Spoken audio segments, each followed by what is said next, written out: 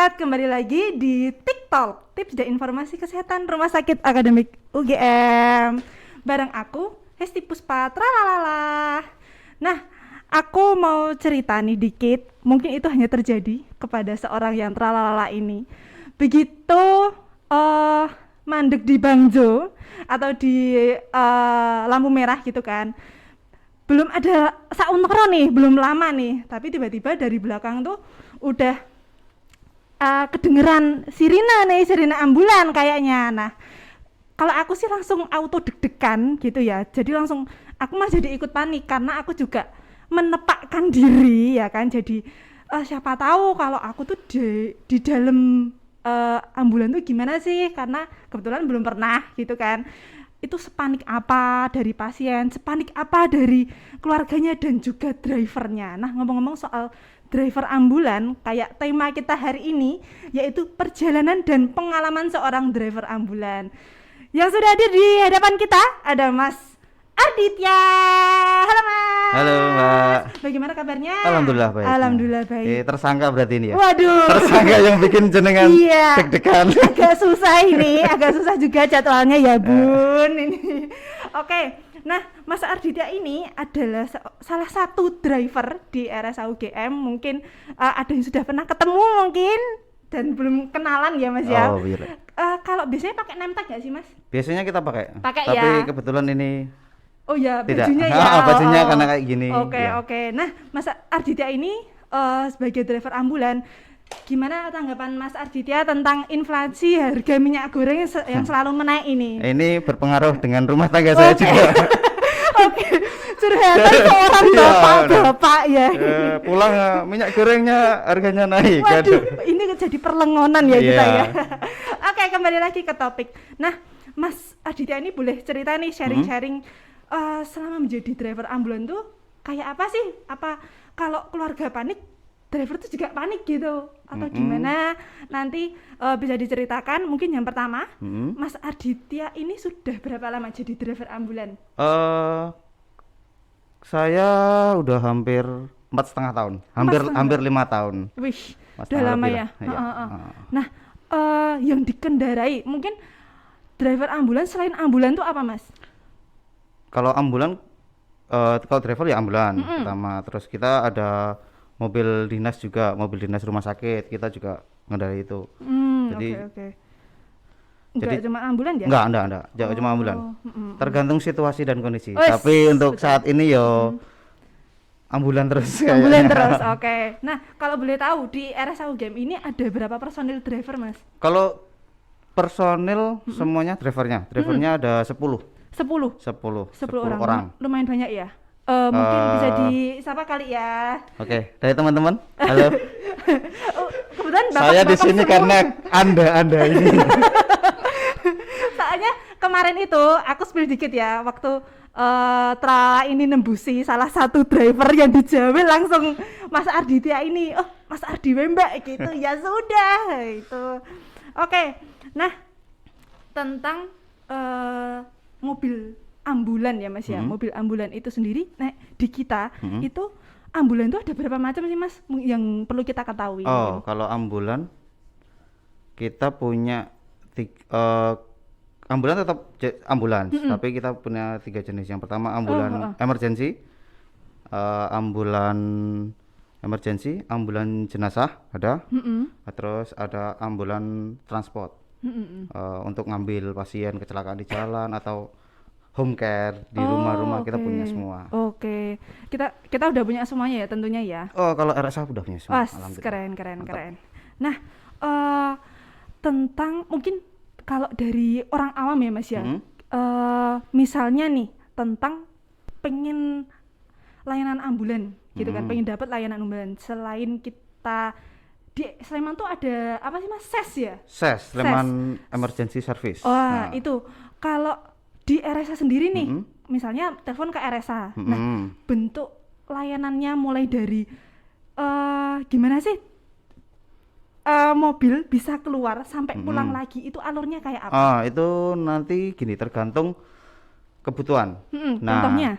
Nanti misal ambulan emergency, misal ada keluarga pasien, keluarga yang sedang sakit. Nah, kita keluarga itu butuh ambulan, bisa telepon ke SES pertama, atau bisa langsung menghubungi RSA. Nanti langsung disambungkan ke IGD. Oke. IGD. Terus untuk layanan antar jemput RSA juga ada. Nanti biasanya langsung ke customer service. Kalau lewat layanan customer antar jemput service. ya, misal pasien poli pulang dari habis dirawat di sini tapi harus kontrol ke sini tapi nggak bisa.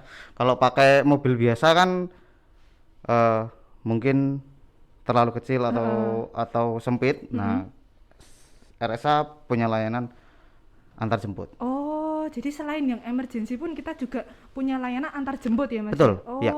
itu juga memfasilitasi untuk pasien di RSA yang non sewu yang mungkin kendaraannya kurang memadai Betul, untuk ya. kontrol rutin gitu ya. Betul. Oke. Sip.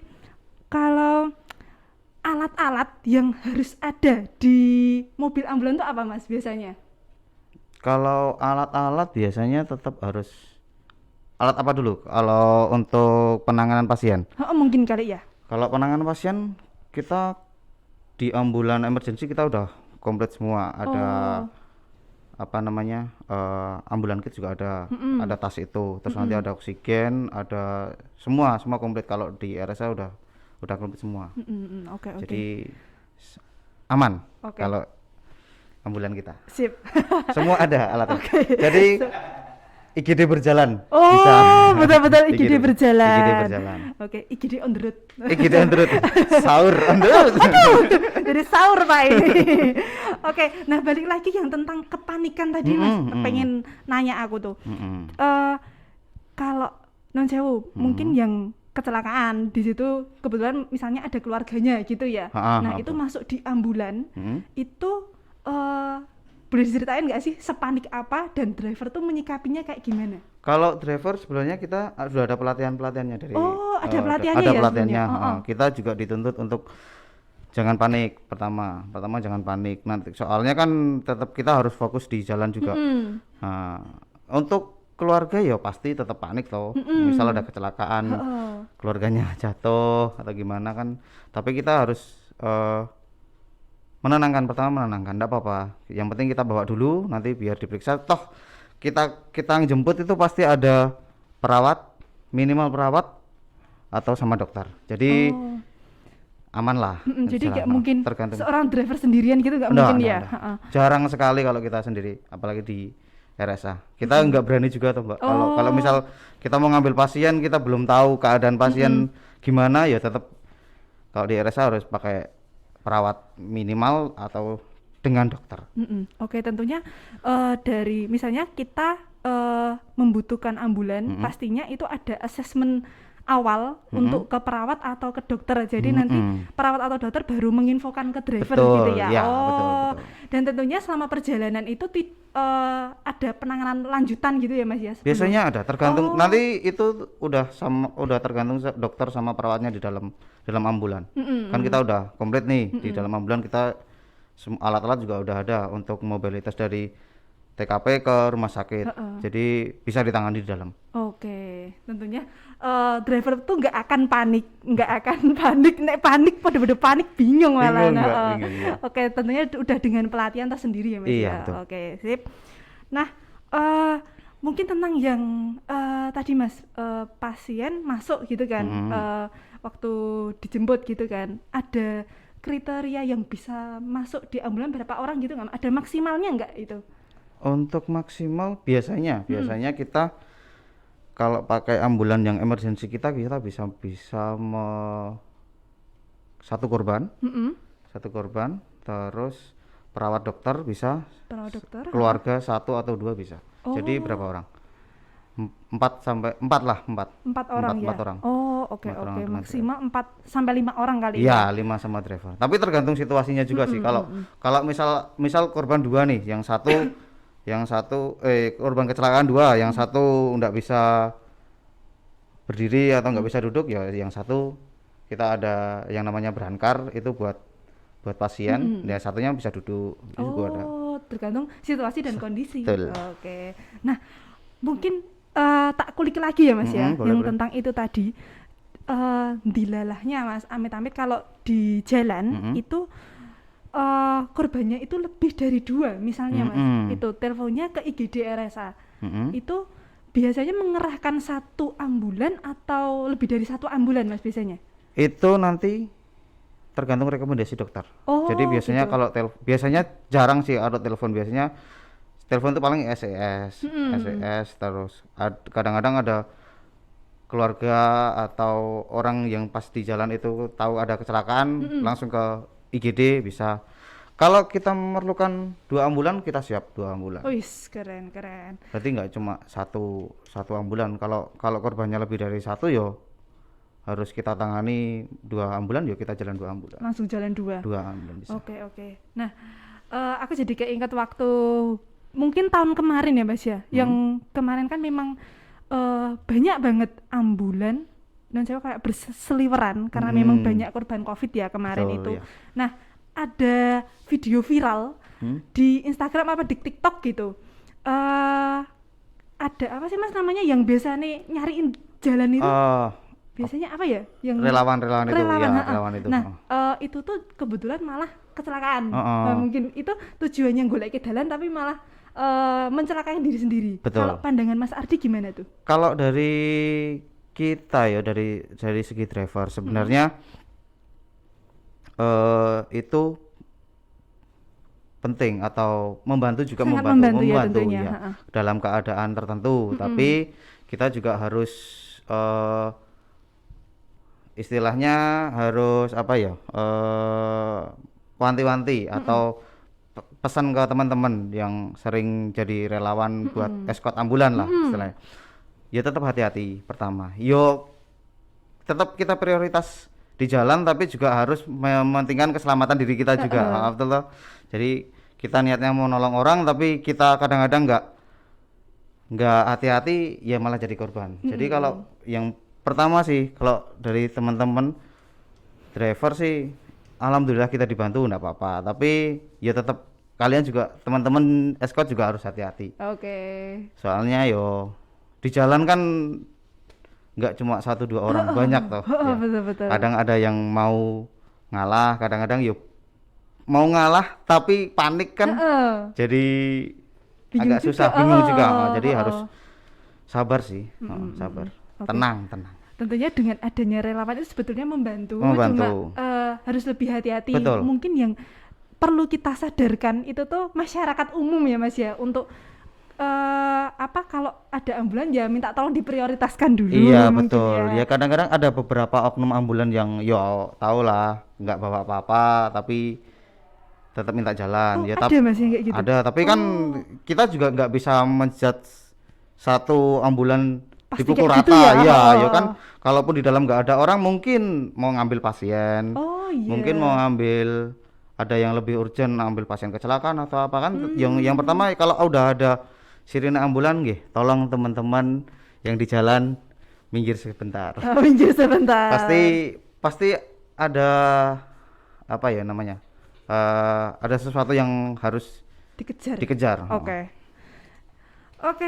Menarik sebetulnya untuk pembahasan kali ini, sebetulnya masih banyak sih Mas. Oke, mungkin sebelum kita tutup boleh diceritain nggak Mas tentang kemarin waktu pandemi bludak-bludaknya gitu kan, dari segi driver tuh gimana sih, sempat kewalahan kah atau gimana? Kewalahan iya, tapi ada strategi ya mungkin ya. Strategi terus lebih ke bukan kewalahan, lebih ke apa ya, sedih. Ya, lebih ke sedih soalnya yo pandemi kemarin apa ya namanya, ya Mbak, aku sampai gimana ya, kadang-kadang nggak bisa ngomong sih. Kita di rumah sakit, kita yang tahu sendiri gimana susahnya di rumah sakit. Mau masuk rumah sakit aja susah ya susah. Kemarin itu. Iya, masuk rumah sakit susah, kita cari rumah sakit susah. Kalau dari teman-teman, yo kita juga udah, ya di rumah sakit kita berjuang sama-sama Mbak. Kita juga enggak, teman-teman ada juga yang kena COVID. Oh iya. Ya toh teman-teman, setengah dari kita terkena. Pernah hampir setengah kemarin. Setengah iya. Itu sampai kewalahan kita. ya mau nggak mau toh Mbak tetap harus isolasi, sedangkan personil kita juga ya segitu dikatakan terbatas dikatakan Banyak juga nggak terlalu banyak ya. betul. Jadi lebih ke sedih sih, maksudnya ya semoga nggak terulang lagi. Susah itu. Oke. Dan alhamdulillah sekarang pandemi udah agak lorot ya, sekarang udah agak lorot. turun. Tentunya pasti ini ada peran dari vaksin. Betul Ya. Oke. Membantu sih. Membantu. Iya, kalau Alhamdulillah. dulu satu shift Mbak, aku nggak cerita, satu shift aku 3 orang. Itu pas hari Minggu. Hari Minggu ini pagi, siang atau malam Kak? Pagi. Ini aja pagi ya. Pagi. Minggu pagi. Aku ingat betul Minggu pagi, tapi untuk tanggal sama bulannya kita sekitaran bulan Juli Agustus. Pagi itu sampai jam 9 pagi. Dari kita masuk setengah 7 sampai jam 9 lebih di kita. Belum ada jam 10. Udah ada yang pesan ambulan 15 orang. 15 Plus semua. Ambulan jenazah semua. 15 orang itu ambulan jenazah semua. Kita cuma 3 orang. Itu dengan kurun waktu setengah 7 sampai jam 9. Jam 9 lah Mas? Jam 9. Itu udah 15 plus yang meninggal. Iya. Nggak tahu, saya kan jaga pagi. Untuk kelanjutannya semoga nggak ada sih. Tapi itu pokoknya pas aku shift pagi itu yang meninggal 15 orang. Entah kurun waktunya dari jam nggak tahu jam berapa, tapi order kita masuk setengah 7 sampai jam 9 itu 15 orang. Kita 3 orang. Untung dibantu teman-teman dari BPBD. Terima kasih BPBD. Terima kasih BPBD. Itu juga membantu, soalnya kalau kita di ambulan nggak nuntut Mbak 15 orang. Kita cuma ambulan yang kita ambulan 3 keluar. 3 keluar. Yang satu kan tetap emergency untuk urgent. Yang 3 ini jadi ambulan untuk ngangkut jenazah semua. 15. Kalau boleh tahu yang 15 plus tadi Mas, yang 15 plus tadi dibantu dengan BPBD tentunya, itu bisa didugekkan ke peristirahatan terakhir sampai jam berapa berarti? Itu sampai jam berapa ya? Apa itu sampai nyenggol ke shift siang juga atau pribon? Iya, kalau shift siang buatan enggak nyenggol shift siang, tapi kita pagi aja pulang jam 3 kalau nggak salah. 3 jam 3-an lah, jam 3. Oke. Harusnya kan kita sampai jam 2, lebih ya. Tapi ya gimana kondisi? Dulu cuman sampai jam 6 sore dari pagi, saking banyaknya. Shift pagi dari setengah 7 pulang jam 6 sore. Ya. Itu sering teman-teman kayak gitu. Aduh. Pandemi. Udahlah, stop. Ngeri. Ampun pandemi. Ampun. Ya ampun. Ngeri ya teman-teman. Tapi sangat menarik, tapi juga tentunya jangan sampai terulang ya Mas. Betul. Poinnya sih kalau saya ya tetap kita jaga kondisi, tetap jangan sampai COVID naik lagi lah, terlalu banyak korban. Kita yang di rumah sakit udah udah menggis-menggis. Iya, menggis ping 2. Menggis 2, betul. Menggis ping 2. Aduh, udah ampun agak saya kendo ini rasanya. Aduh.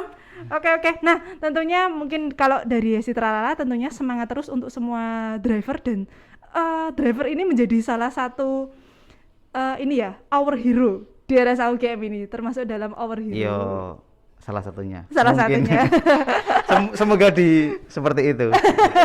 Kita cuma bisa bantu kayak gitu. Oke, yang penting semangat terus untuk semuanya dan juga semua para driver. Dan itu tadi sharing-sharing kita tentang perjalanan dan pengalaman dari seorang driver ambulan, Mas Ardi. Mungkin kedepannya kita bisa panggilkan satu-satu ya di sini ya. Apa bareng-bareng Mbak? Nah, jadi kan kita bisa ngobrol banyak. Jadi ngerumpi nggak ya? Ngerumpi. Rumpi. Bukan podcast ini. Rumpikas. Boleh. Karena semua driver punya pengalaman sendiri ya. Itu dari saya tok. Baru mungkin satu aja kayak gitu dari ya. Teman-teman ada yang wah gitu ya. Mungkin. Oke. Nah, terima kasih Mas Ardi sudah sharing-sharing di sini. Siap. Mungkin jadi pembelajaran juga untuk teman-teman di rumah, Betul, iya. sahabat sehat RSA UGM, dan pesannya Mas Ardi tadi kalau ada sirene mohon minggir dulu sebentar. Oke, informasi tentang ambulans sigap siap gerak antar jemput 24 jam bisa hubungi di call center IGD 0811 2548 118, nanti ditaruh di sini. Atau bisa juga telepon di 0274 453 0303. Informasi layanan yang lainnya pantengin terus sosial media kita, ada Instagram, Facebook, Twitter, dan juga website. Jangan lupa subscribe channel YouTube RSA UGM dan jangan lupa klik like dan share ke teman-teman dan keluarga kalian semua. Saya Hesti Puspa Tralala bersama Mas Ardi, seorang driver RSA UGM. Mohon pamit undur diri dan sampai jumpa di podcast berikutnya. Dadah.